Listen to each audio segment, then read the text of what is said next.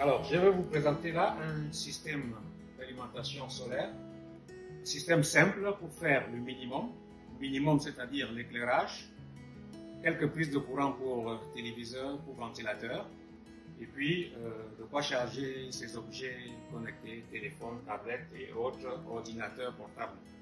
Alors là, je vous présente un onduleur de 375 VA, VA veut dire volt ampère, ce qui correspond à peu près à 260-270 watts maximum.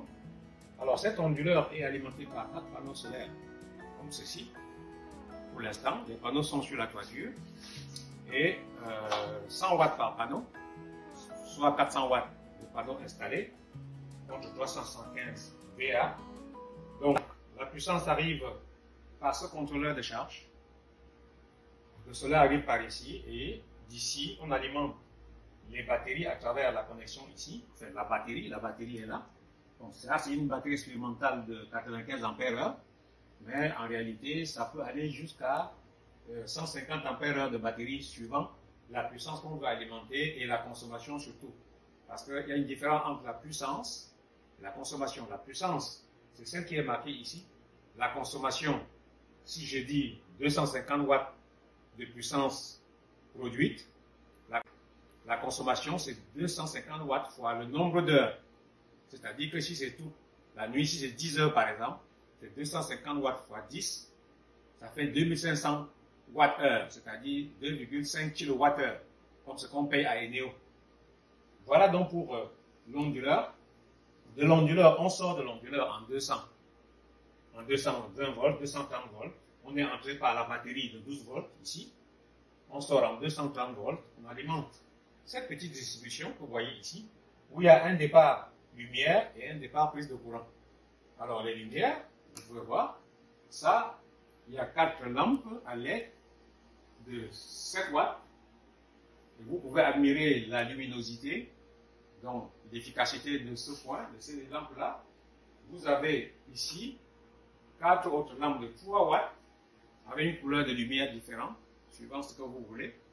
Et ajouté à ces lampes, j'ai bien dit qu'il y a un disjoncteur de lumière. Si je coupe, vous voyez que j'ai coupé toutes les lumières. Là. Ici, deuxième disjoncteur, c'est les prises de courant qui sont là. Donc, ce ventilateur sur pied, que je peux mettre en marche, à une vitesse moyenne, comme cela. Il y a cette télé à LED de 40 watts, que je peux aussi ajouter sur le même onduleur, comme ceci. Voilà. La télé est allumée sur le même onduleur. J'ai d'autres prises ici qui ne sont pas utilisées. Et la preuve que c'est protégé par ce disjoncteur qui est à la sortie de là, si je coupe le disjoncteur, la télé va s'éteindre, le ventilateur va s'arrêter. Vous voyez? Donc c'est bien ce disjoncteur-là. C'est la preuve que ce disjoncteur-là, je le mets en marche. Je dois remettre la télé grâce à la télécommande, comme ceci. Voilà. Et donc, avec toute cette puissance, on peut dire qu'on a de la réserve quand même. Voilà, connecté sur l'onduleur, la puissance qui est consommée. Vous avez en pourcentage, vous avez la barre verte, c'est-à-dire la puissance que vous pouvez en tirer.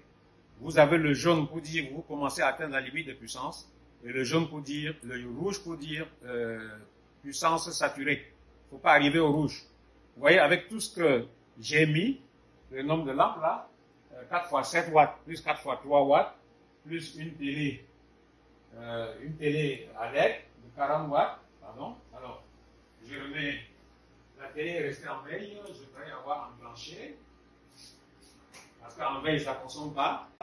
Je ne suis pas à la moitié. Je ne suis pas encore à la moitié de ce que je devrais consommer, de la puissance que je peux en tirer. Donc, je peux rajouter des lampes.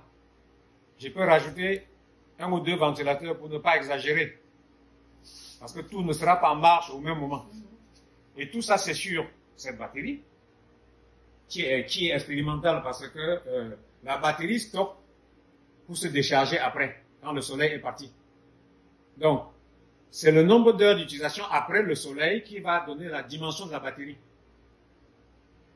C'est le nombre d'heures après le soleil. En sachant que la batterie, il ne faut pas la décharger à plus de 50%. Voilà, donc c'est un peu ça la vision du dimensionnement et qui fait dire que c'est pas parce qu'on a une grande puissance qu'on va aussi consommer tout le temps. Si on doit consommer tout le temps, ben, il faut augmenter la batterie. Si on augmente la batterie, pour qu'elle puisse se remplir en une journée de soleil, ben, il faut augmenter les panneaux solaires aussi. Donc c'est un cercle un peu fermé. C'est une boucle. Voilà, donc en fonction des charges qu'on a, de l'utilisation de jour ou de nuit, ou les deux, on dimensionne dans le système avec la batterie qu'il faut et les panneaux solaires qu'il faut. Voilà pour cette présentation rapide. Et je vous remercie. Vous pouvez aller sur le site de Power System Solutions Consulting. Vous allez avoir plus d'éléments. Je vous remercie.